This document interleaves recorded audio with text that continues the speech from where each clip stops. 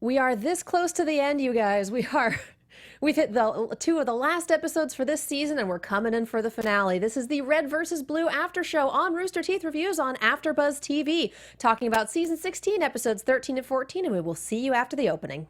You're tuning into the destination for TV superfan discussion, AfterBuzz TV. And now, let the buzz begin.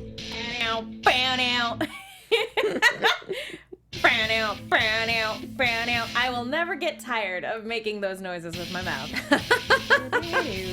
There's just something satisfying about that. They really are. Trocadero, man. Welcome back to this very special episode on a Sunday. Sunday. You gotta drop down an octave or two. Excuse me, no. Like you're at a monster truck rally. Do I look like Roger Craig Smith?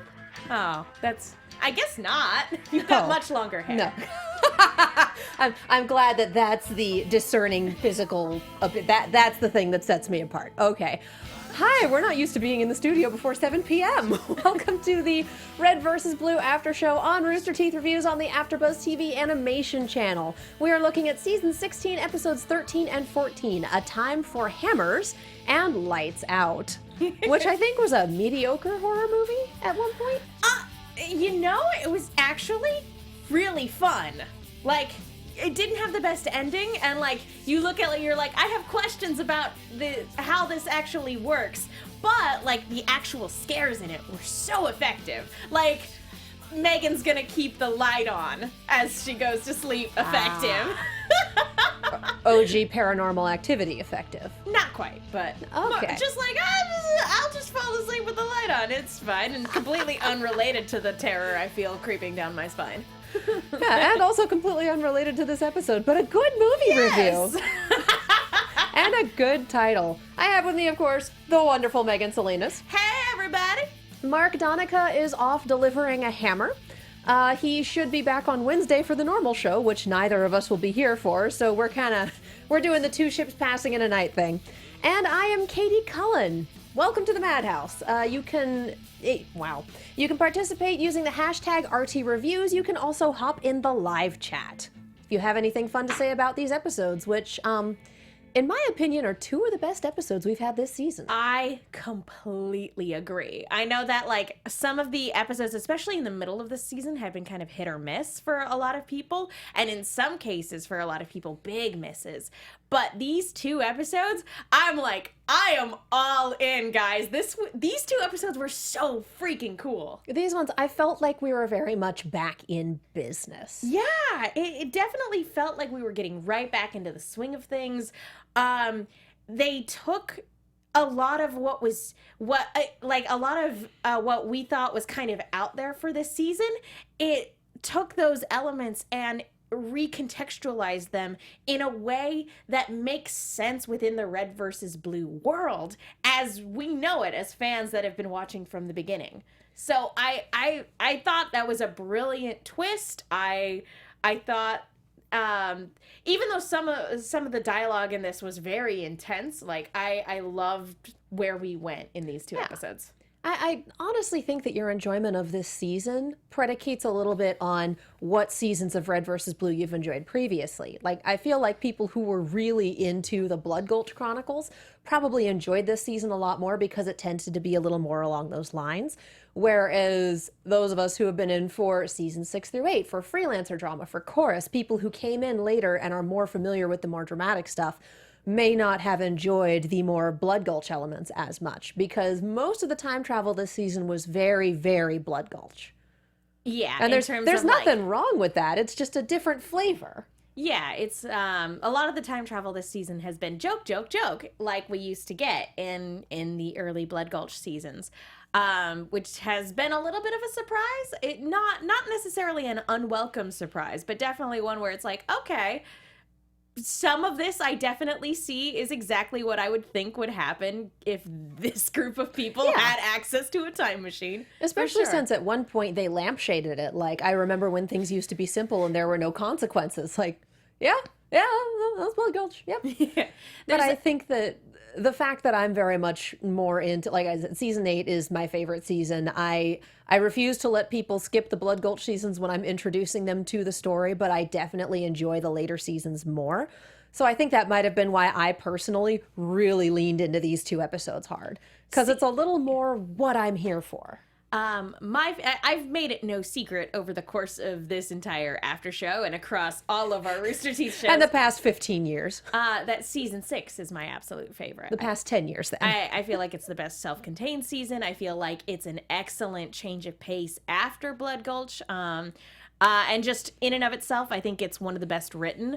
The dialogue's fantastic. But for me, season 6 being my favorite, for everybody who knows what was like the big reveal in season 6, that's one of the reasons why these episodes really landed for me too, because it leans in to that exact same twist, and I kind of dig it. And on that note, let's talk about the cosmic powers. Yes! Like phenomenal cosmic powers? And itty bitty living space. I got you. I love that we start with "in the beginning was the word," and everyone just goes, nope. They're like, nope, we're not going that far back. I refuse. You kind of have to go that far back when you have a creation mythos, which is what this is. I missed the song reference. Because there was "in the beginning was the word," everyone groans, and then if you're pulling out a guitar, I'm going to leave. Like, I don't know what song it is they're referencing here, and something in me is like, it's got to be Moody Blues, right? That sounds like a Moody Blues thing. I did not realize it was a song reference. I'm going to look it up. I don't know if it is, but the crack about if you pull out a guitar makes me think that it might be. So that's... Well, while you're looking that up, thank you. Anyway, here's Wonderwall. In that King Atlas voice. Could you imagine the whole song sung as King Atlas? Here's Wonderwall. I need it. I need it in my life. If you're listening, I want it. Give it to me. Anyway, we get an incredibly Grecian, a very Greek mythology sort of origin story, is that Krovos was the original god, the original Titan, the god of time. And he created all of these other gods, like he was the father of these gods and made them do his bidding, and they rebelled and essentially slew the Titans, slew the original creations, locked Krovos up in a labyrinth on a treadmill, which I think is my favorite ridiculous trap that I've heard of in a while. And I love Rube Goldberg traps. To me, that sounds like hell. Being on a treadmill for all eternity. They put him in hell. I mean, Griff agrees. He's continually walking but going nowhere. He's continually walking but going nowhere. As long as it's like on the walking setting, then that's not too bad. Yeah. I don't know. Every episode I've seen of Cutthroat Kitchen that has a treadmill prep station has been like, nope, this is the worst thing ever. Okay. Well, any luck on the song front? I can't find any particular song lyrics. There's a Beatles song called "The Word," but it doesn't look like that's what this was referencing. Although in John 1:1, in one of the versions of the Bible, doesn't say which one, it just says, "In the beginning there was the Word was with God," and It's very much. It is very much a biblical thing. But I was wondering if there wasn't a specific song they were referencing because of the guitar comment. Maybe they were referencing. I don't know if there is a song. There may very well be song lyrics that do that. But maybe they were just referencing how in like a lot of Christian worship sessions, there's an acoustic guitar involved. This is true. Well, until proven otherwise, I'm going to go with Moody Blues because have you ever listened to a Moody Blues album? Not in a long time. Yeah. It's about right for them, honestly. So yeah, we have our gods who are not actually gods and not actually all powerful. And I love that we kind of roll this out in phases and that there's a logical step and that it's not just like, wait a minute, this. It's like, oh wait, no, there's logic to it. And it answers a question that I was asking earlier. Because everyone does the whole, I want a sword too. And caboose, God bless him, I want that golf club. Which, knowing what we know about Jenkins, is probably... I hope he eats that golf club later. I hope he eats that golf club. By force. Especially because he's just a big round AI. Hit him like a golf ball. I have actually seen someone get hit with a golf club in the face. Oh, shoot. Are you kidding? It was on the backswing, too, which is, there's not a lot of force in the backswing. There's a lot on the forward swing. It was bad. Oh, jeez. Yeah, it was bad. That sounds terrible. So every time someone uses a golf club as a weapon, people are like, golf clubs. And I'm like, you don't understand. I've seen what a 7-iron can do in close proximity. No. Golf clubs are a thing, y'all. So yeah, no, rough. And it looks like it's a wood. It looks like it's a really good driver. So I hope he eats it.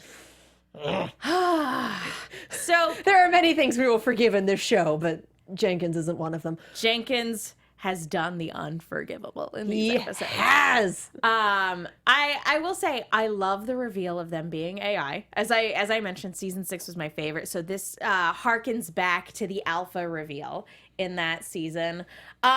But if like Alpha also had magical powers, which is what these AI have, and it's not so much magic, so much it is they just come from a race with different technology that seems like magic from our limited perspective. They're Asgardians. Yeah!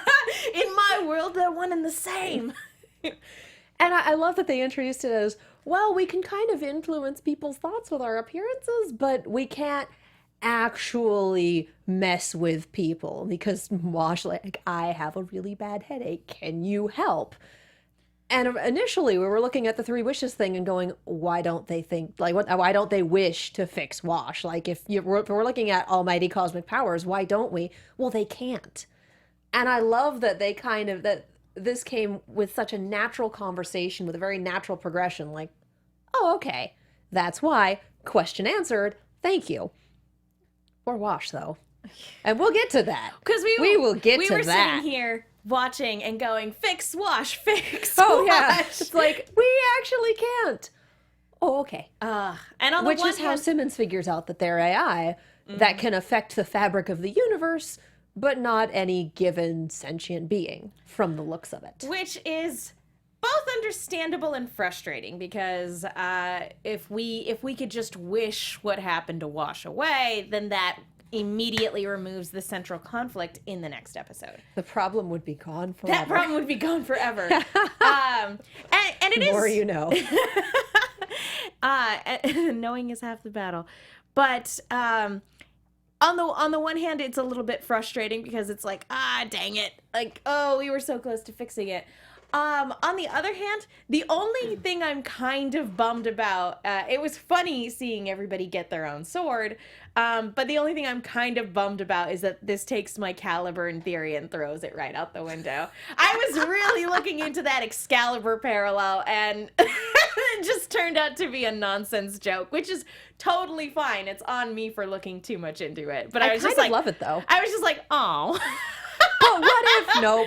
Nope. Okay, it's fine. These are a bunch of fun swords with no mythos behind them. The Dark Paladin quest is still limited to Tucker and Locus. I like it. And only one of them has decided to do anything with it. Locus, come back. Yeah, miss pretty you. much. I miss Locus. I miss him a lot. Mm-hmm. That beautiful idiot. That's half this show, but that beautiful idiot. There's so many beautiful idiots. So we have Krovos trapped, and evidently the time machine was his fault, that he was able to mess with Temple and get him to make it, and then when it worked, was able to reach out to Donut. And so this has all been his doing, so it has come down like that. Like, for years, my machinations laid undetected. He sent out his fabulous Jesus into the world to grab his non-fabulous apostles and do their bidding.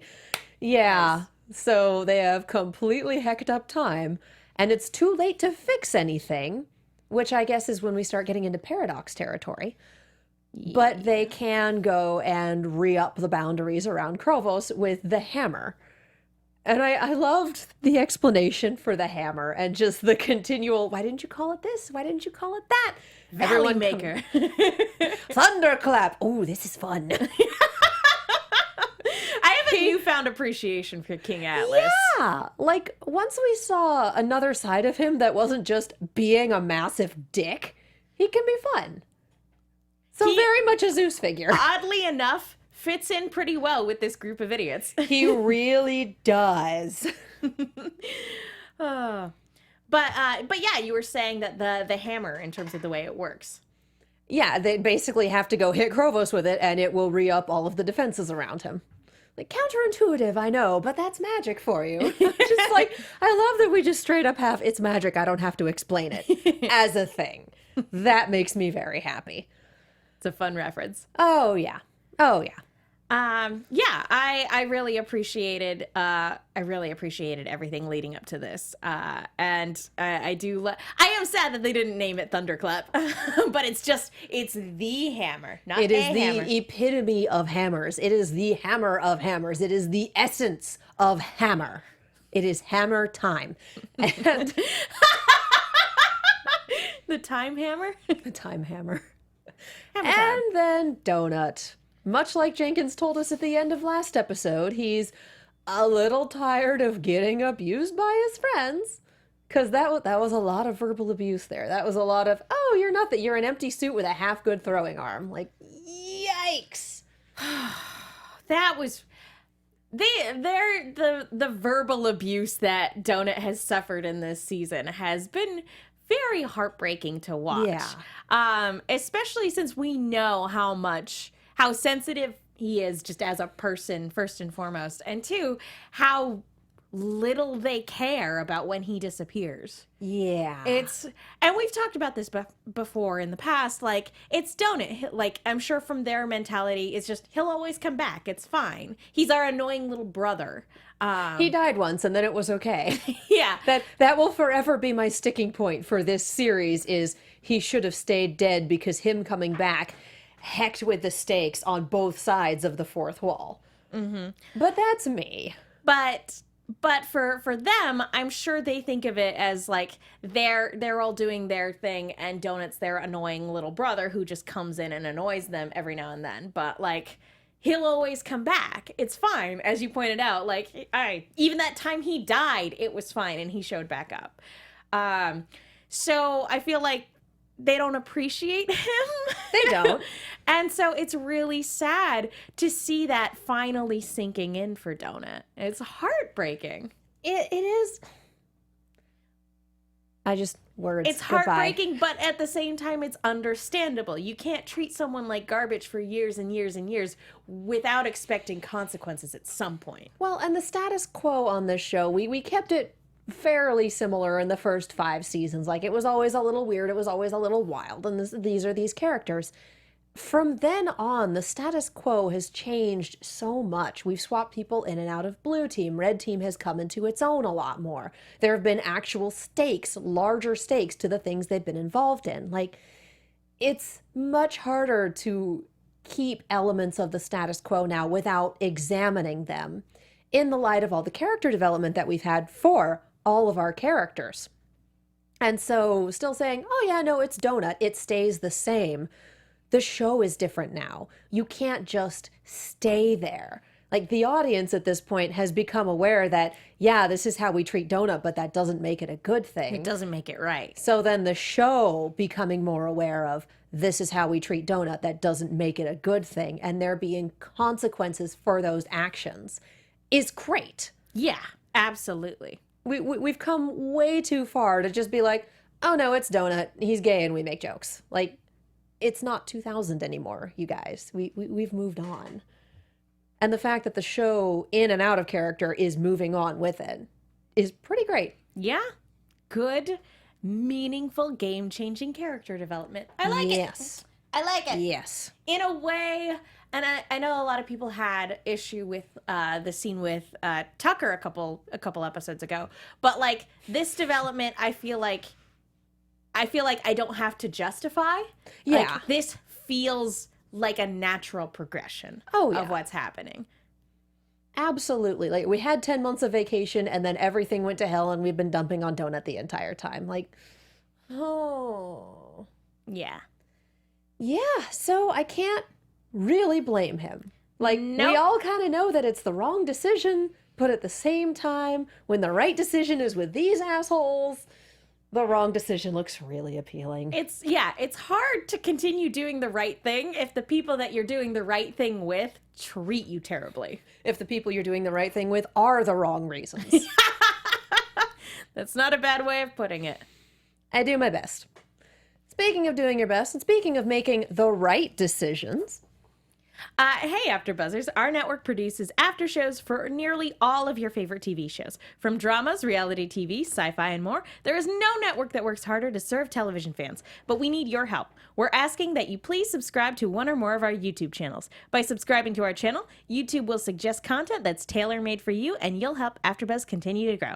And if you're worried about pesky notifications, don't worry because they're optional. So hit the subscribe button for now for this channel, and check out our other AfterBuzz YouTube channels as well. Let us know you did so in the comments and we'll thank you on air. For now, thanks for being the best fans and for helping us be the ESPN of TV talk. So yeah, hop onto the other shows on the Animation Network and let them know that we sent you. I mean, Voltron just ended, but Voltron's also coming back in a couple weeks. Attack on Titan starts soon. South Park lives there. So the excited. weekly anime review show is there. They've just started doing My Hero Academia, which is me going, oh, no one on this panel has watched this show before. And they've just started My Hero. Like, make some popcorn, watch their reactions. Bless that show. It's so good. Purely selfish standpoint on my part, go check out the Sci-Fi channel too. The Sci-Fi, that's where all the superhero stuff lives. That's where all the horror stuff lives. Go check it out, guys. It's so much fun. It's all fun here. Like, if there's a show that you watch, odds are we cover it in some capacity, so go find it because it's great. Yep. Yes. Speaking of things that are great, wash. Wash, honey. Oh, wash. Wash. Okay. I mean, I've made no secret of the fact that I'm not fond of the direction that they've taken him. It's extremely well executed, and it's very much a personal thing on my end. It's less leave Washington alone and leave his memories alone. But they've done it so well this season. And these 2 episodes and everything finally, this was incredibly well done. It was. I mentioned a couple weeks ago, again, it's hard watching a character you know and love go through something like this. And just the dramatic irony of his speech about the importance of learning from mistakes. And we can't meddle with the past. The past is done. You know. And he, of all people, would know that because he spent 3 seasons trying to get revenge, which is nothing but retaliation for the past. Did you write down the line? I wrote down like memory. Quite a few of them. The past is like the dirt. The time guns can't fix us. The past is done. Do better now. Be better now. Now is the only time that's ever mattered. And mistakes are the dirt we grow from. You can't argue with cause and effect. You made a mess and you need to clean it up.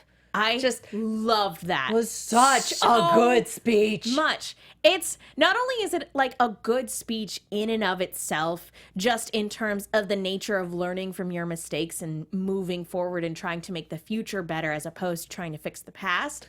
Yeah. A lot of time travel stories sort of delve into that of like, oh, you're trying to fix something in your present by fixing something in the past. It doesn't work that way. So, and the whole tagline from Donut was, to save the future, we must fix the past. Yeah. Super vague. So I love that just on the surface, this is a good speech contextually for a time travel story, but it has that extra layer of dramatic irony because he doesn't realize the full ramifications of what's happened to him. And just zooming in on Carolina going, we've all made mistakes. We've all, I was wondering when that was going to come full circle. The absolute right thing. Without knowing it. And just, without knowing, the full ramifications of his current situation. Yeah. It's so good. And so when this is the moment where Carolina can't hiding it from him anymore. Just the moment where he says, yeah, you don't have to fix it alone. I'm going with you. I'm with you on this. I'm sure this is something that happens a lot. I believe in you. You just have to try. You can do this. He's been living with these guys long enough that I'm sure he's made more than one, hey, pick yourself up, dust yourself off, keep going, it'll be fine. He does these speeches. And so this one being so different because he's different and doesn't know it. And that bit at the end of, I'm here to support you, I'm here to help, we can do this. And her knowing that that is just not the case. We watch a lot of anime, we watch a lot of like movies, and I have never seen an I'm with you moment completely undercut like this. And it's beautiful. I've seen it undercut in other ways, but I've never seen it undercut quite this way. And I feel like everything being laid out in the open, just seeing the way he emotionally reacted to it was completely understandable, and like all of that dramatic weight was just so good. And how it completely turned once Carolina finally told him, no, you're injured, you have brain damage. Cerebral hypoxia. Which, no oxygen to the brain for several minutes. Several seconds is enough to really screw you up. Several minutes? The fact that he's still functional? Yeah, this I mentioned the Sci-Fi Channel earlier. This was a plot point in season 2 of Agents of S.H.I.E.L.D. And man, was it rough. Yeah. It was a rough one to watch. Because there's no magic way to fix this. Sometimes the brain recovers, sometimes it doesn't. There's no way to know, and not a lot that you can do.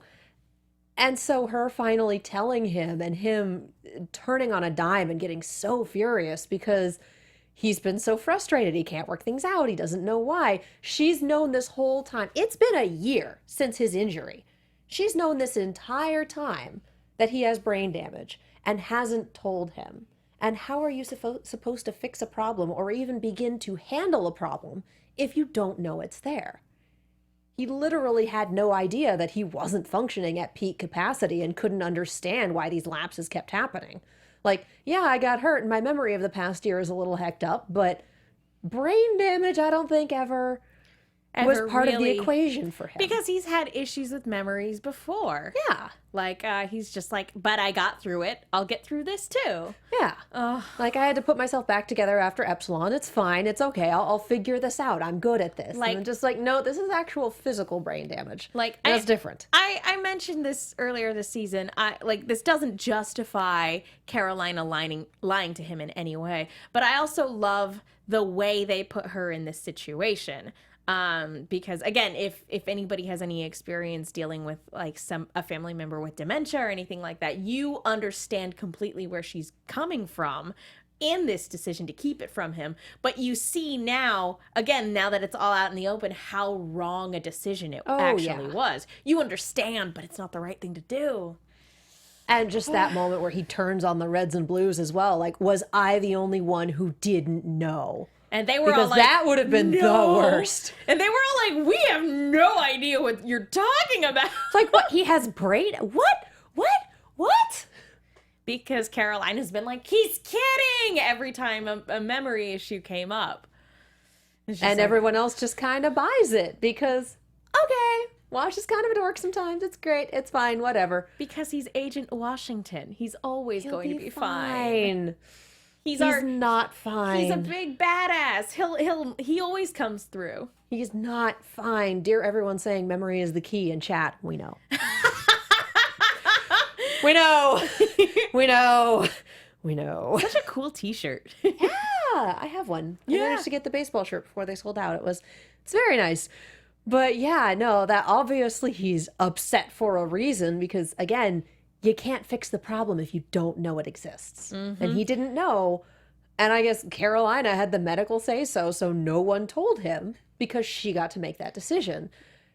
And she made a poor one.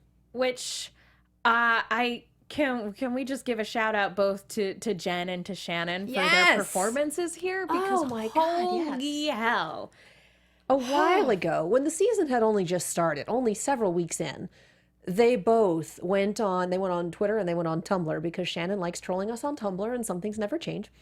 I love it. Talking about how they had just recorded some of the best material they'd done in a while. And I think this was it. Absolutely. This was hands so down incredibly good. Yeah, it was like, Again, I keep talking about how you really feel the emotional weight of this moment. That is 100% the writing and their performance together. Oh, yeah. It was perfect. She's like, I'm just going to sit here and cry. It's fine. It's fine. Brandon Dodge in chat saying, Carolina seems to be taking pages out of her dad's handbook when it comes to lying to people. I learned it from you, Dad! I learned it from watching you! Imperial Walt says bad actions with good intentions. You know what they say about the road to hell. Exactly. And I will say, to her credit, I do not for a moment doubt that she had the best intentions in mind. Mm-hmm. Unlike her dad, who I feel was like just terrible. He threw good intentions out the window a long time ago. Her dad acted out of a lot of selfishness, and a lot of that was grief, and he really should have been talking to someone about it and dealing with it, and he didn't. And you know, some people choose not to do that. Yeah, Dr. Director Leonard Church had problems. And so it makes sense that his daughter wouldn't necessarily, when there's a problem in front of you, it would make sense that being her father's daughter wouldn't necessarily want to address the problem in what's probably the most mature way. I mean, and having problems is understandable. Yeah. Everyone has problems. Refusing to deal with them or letting your own problems become someone else's problems, especially like he was the head of this military installation and he was directly damaging and experimenting on the people under him. Like, you don't do that. You're a bad person. You don't mess with people who trust you and whose lives and livelihoods are in your hands. You don't. Nope. But we could go off. He leapt off the slippery slope, and he's a very extreme example of that. We could go off on a huge tangent about why Dr. Director Leonard Church was a terrible person, a terrible director, and a terrible father. But That's not what the show is about right now. There are still other things we need to talk about in these episodes. Oh, there are so many other things we need to talk about in these episodes. Because with the reveal... go ahead. Chad is doing a lot of talk about how they were playing the meta theme when Wash walked off. It didn't strike, like, that didn't hit me as that.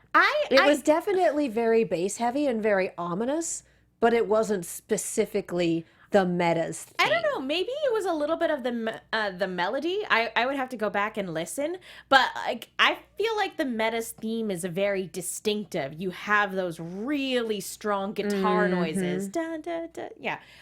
So I feel like I would have recognized it as the meta's theme if that were the case, but if they were doing a very understated version of it, maybe that wasn't it.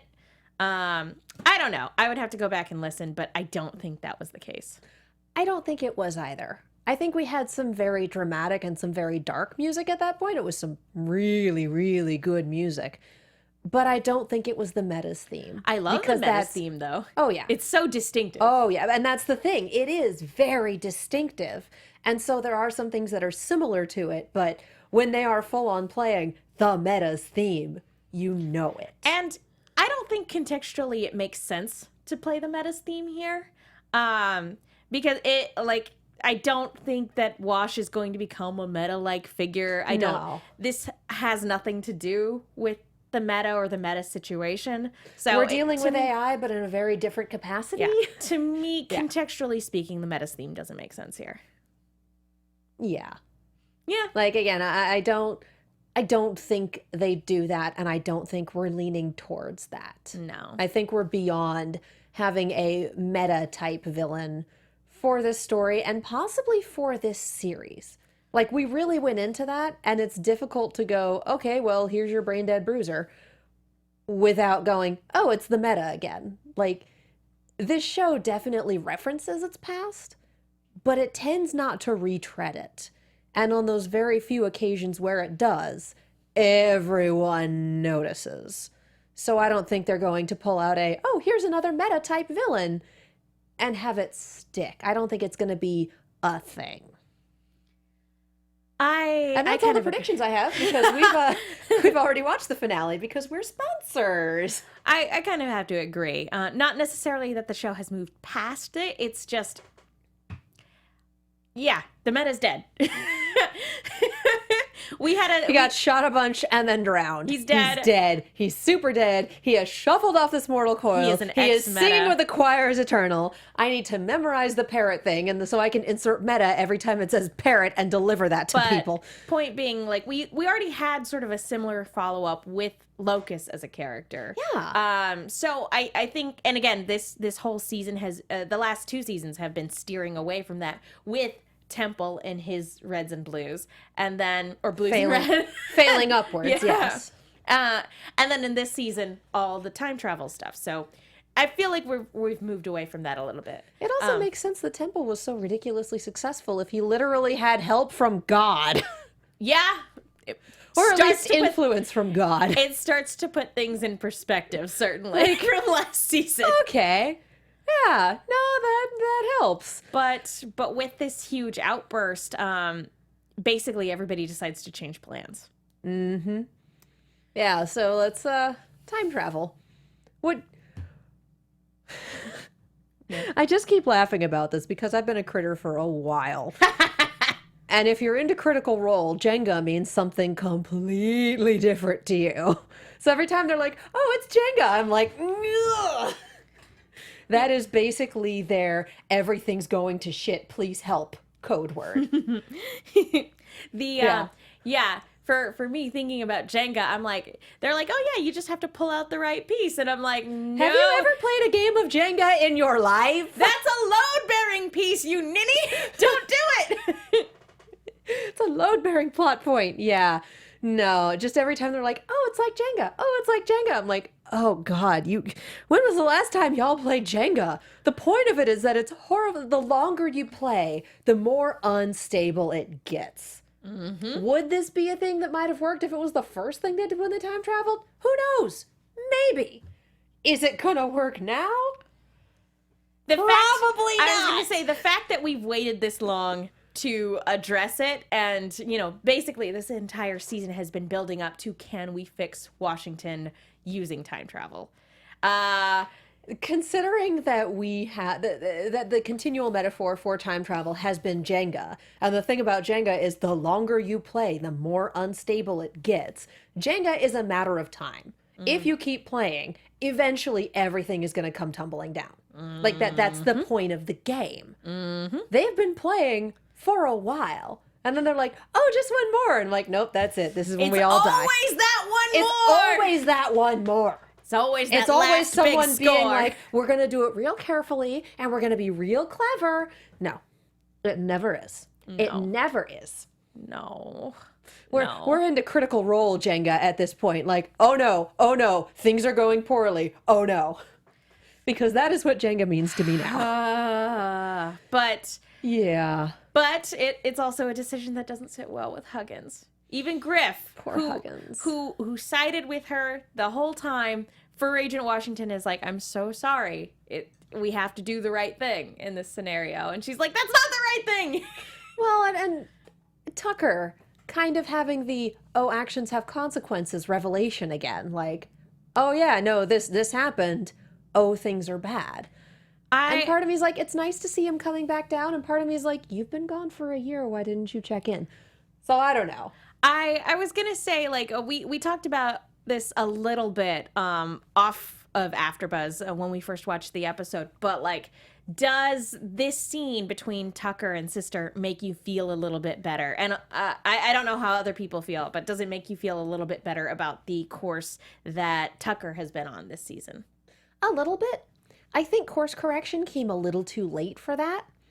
But it's not like, oh, we left it here and we're never touching it again. Like, it's a little bit better. I can't say I ship it. Like, I don't, and that's just me. But I do think it's helped. I think they make sense together. I don't necessarily ship it either. I'm not like, ooh, kiss, like I am with other characters. But I think they make a lot of sense together. It's sad that it had to get to that dark of a point, a couple episodes ago before coming back here. And I also like that it's not necessarily like they're jumping into a relationship either. She straight out says, yeah, I think you kind of killed whatever part of me actually did like you. And he's like, yeah, I deserve that. Yep. So I appreciate that too.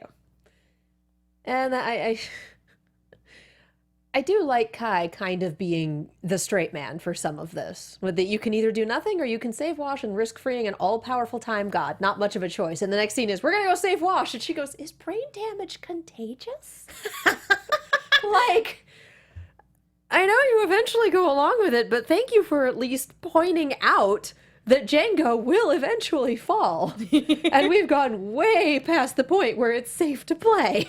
The problem is that, you know, Tucker had been avoiding responsibility and accountability for so long, and in this situation, he doesn't necessarily view time travel as avoiding the responsibility or the consequences, like Wash was pointing out in his big speech. He views it as this is his duty as a friend. You know, there's a saying about all it takes for evil to succeed is for good men to do nothing. So this is the one time in the last, you know, recently during this whole time travel escapade that Tucker's like, let's get up and do the right thing. And it just happens to be the wrong thing for the right reasons, as we've kind of been reiterating. Yep. It's just, yep, nope. And Carolina also coming in with someone else is going to build a time machine anyway. Jax has been using it with no repercussions. I'm like, Jax got a hammer to the face, and how can you say that there are no repercussions He to has this? been smoten by a god. You just can't see them. So it's all of these terrible excuses, and then, well, that's what I've been thinking, but the long and short of it is, it's Wash. But I mean, like, we get their justifications. Yeah. Anybody in their scenario would try to justify it in some way. You can't, like, it's one of those things where it's like, I can't blame them, but it's clearly the wrong thing to do. My fear, like, looking at them getting into, like, the planning stages of this, of like, we're gonna do this, we're gonna do this. My big fear is, I'm like, you're gonna cause Wash to get shot in the head. Shot in the neck. We've kind of seen this with Sarge, that everything he tried to fix just happened even more so. Yeah, and with Caboose, where all of the things that he did were things that were events in history. Things got a little off the rail with Tucker there. Like, I don't... It's hard to tell, like, what they influenced and what always happened. Yeah. Yeah. Because the whole thing with Caboose's PowerPoint was, oh, these events had always happened. The Chicago fire, the fire in the Library of Alexandria, all sorts of stuff. Yeah. So, like, and like I said, I always adhere to like, in terms of my narrative, I always like in time travel stories when time is fixed. Like, you go back to try to prevent something, you in and of itself, like, cause that thing to happen. Yeah. To me, those are cleaner, more neatly told time travel stories. I like there being the rules. But here, it's been kind of ambiguous. It's like, did those things always happen, or did they happen because the Reds and Blues interfered? Like, would it have always been that way if they hadn't interfered with time? And I think the idea is that time is a little bit flexible because pizza was destroyed. So yeah, that's true. It's hard to say. But, like, looking at the way time travel has been working for Sarge and for a lot of them, it's like, yeah, they're probably going to end up with causing Wash's accident. Again, the way to figure out time travel is how it handles paradox. Let me know if there is a me, if there is a when. Oh, jeez. So we'll see. We'll see for that one, but yeah, poor Huggins. She gets betrayed, and then she gets betrayed again and murdered. She put her faith in Griff, and he ended up having to turn his back on her, and then she got betrayed by Jenkins, who, screw you, Jenkins, you're a monster. Pick up the phone. I called it. You did. I did. You absolutely did. What infuriates me and my ridiculous mythological knowledge. Loki has not always been Tom Hiddleston, you guys.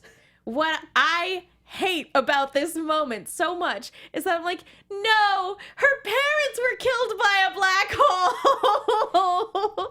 Who knows? He might have killed her parents. He might have killed her parents. We don't know. We don't know anything. We just know that, oh yeah, no, he's absolutely, he is working for Krovos. He's working for Krovos. He killed Huggins, which... Oh, that breaks my heart. Huggins had an incredible eulogy, though. Like, that speech was so... If he came up with that on the spot, dang. Yeah. That was so well put together, and all of those just the comments about we don't really appreciate what we have when it's here. We don't understand the warmth that our friends bring until their absence is cold. It's just like, oh, I'm going to lie here and die. It was beautiful. And Curse Jenkins all is... of you in chat. Everyone in chat is pressing F to pay their respects. Oh. You jerks. I love it. I love it. You jerks. That's so sad. Play Despacito. But wow. Oh, I was not expecting that, but I love it. Sad that he's giving this heartfelt eulogy, essentially, and her murderer is standing right there, going, here, here. And then we have, oh, well, we have to hope. We have to hope. Oh, hey, the Fates are back. Oh, dear. Never. I love them. Never trust weird, creepy singing characters. Okay, but I this is when we lean really hard into the Norse part of things. Yeah, for sure. With the Norns, I love it. Well, the Fates were also great. There's always just this trio of people who tell the future, I love it. I think more Greek mythology when I think of the Fates. Sharing the single eye and everything like that. That's what I because you saw of. Hercules as a kid. Yes, I did. Indoor plumbing is going to be big. huge. I definitely. I think of the Norns, but that's because I've also read a lot of. Oh goodness, what's it called? Iron Druid? No, that really good comic. Wow, no, I can't think of it. It'll come to me after the show, of course. with the modern gods and with the Put it up someone on Twitter. out there knows what I'm talking about. Put it up on Twitter when you remember. Yeah. I can see it in my brain, and it's not working. But point being, we have the Fates basically sending the end is nigh, and Jenkins going, smoke 'em if you got 'em! That monster. Curse that. Yeah, no, I wrote it down. monster. All is lost, the end is come, tonight the sun sets, there will be no dawn. And our dreams have ended, and so the nightmare begins. Like, do you always talk like this? They must be fun at parties. Yeah.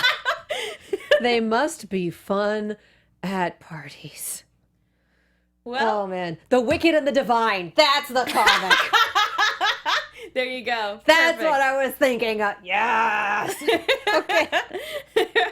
On that note, read that. You'll love it. It'll tear your heart out. It's so good. Yeah. And then Caitlin in chat, because we've got a 2-minute delay. The Wicked and the Divine? Yep. It's that. It's super good. It's available at your local library. Well done, Caitlin. Well done. Yes. So we have the finale. It's not going to be a Sunday show. That is probably going to be the Wednesday after we come back from RTX. We're doing this specifically on Sunday because otherwise, if we did it on Wednesday, we would have left Mark in the lurch. So I believe there is going to be a Wednesday show. Wednesday at 7 p.m. our usual slot. Will most likely be Camp, and there Single episode. And there might be a special interview. So Week after, stay tuned for details. Wednesday after that should also have a show, I believe. So it's pretty far in the future, but should also have a show. That is the Wednesday right before RTX. That will probably also be a single episode of Camp. And then we should be covering the season finale for this the Wednesday after RTX. The reason that we're saying this so far in advance and that we're on Sunday is because we're traveling a lot. We are. So we're not going to be on either of those shows, but we're definitely going to be at RTX. Panels on Friday at 2:30. You should come say hi. It's going to be great. Please come be say great. hi. We love you. We're going to do our best to put on a good show. It's going to be great. Yeah. So yeah, come back on Wednesday, 7 p.m. Pacific, same bat time, same bat channel for Camp. For the Shape of Water episode. Oh my God, it's fun. And don't forget to follow the entire team at ABTV Rooster Team to stay up to date on all of those details and RTX development stuff. And just schedule changes in general, because if anything changes, that's going to be where we put that information. Yep. Also, tpublic.com/user/the Rooster Team. It's on sale right now. So if you guys want fun shirts to wear to RTX, stop by, pick up a I Hate the Ships You Like shirt. That would be which is phenomenal. one that I personally enjoy.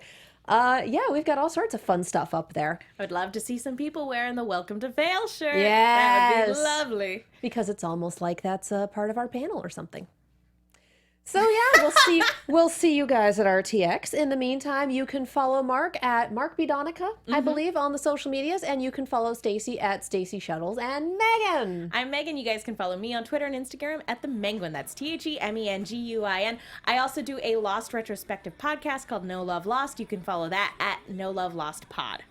And I'm Katie Cullen. You can follow me all over the social medias, as well as on YouTube and Twitch at Kiaxet. That is Kiaxet. If you want to see reactions for these episodes, they live on that YouTube channel. I've also recently done coverage from Anime Expo for fanversation.com.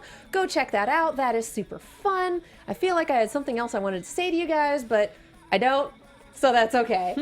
We adore you all. We will see you back at the usual time for the finale in a couple weeks, and before that for the next 2 episodes of Camp Camp, and of course we will see you at RTX. Thank you guys so much for watching, and we'll see you next time. Bye! From executive producers Maria Menounos, Kevin Undergaro, Phil Svitek, and the entire AfterBuzz TV staff, we would like to thank you for listening to the AfterBuzz TV network. To watch or listen to other after shows and post comments or questions, be sure to visit AfterBuzzTV.com. I'm Sir Richard Wentworth, and this has been a presentation of AfterBuzz TV. Smoke 'em if you got 'em.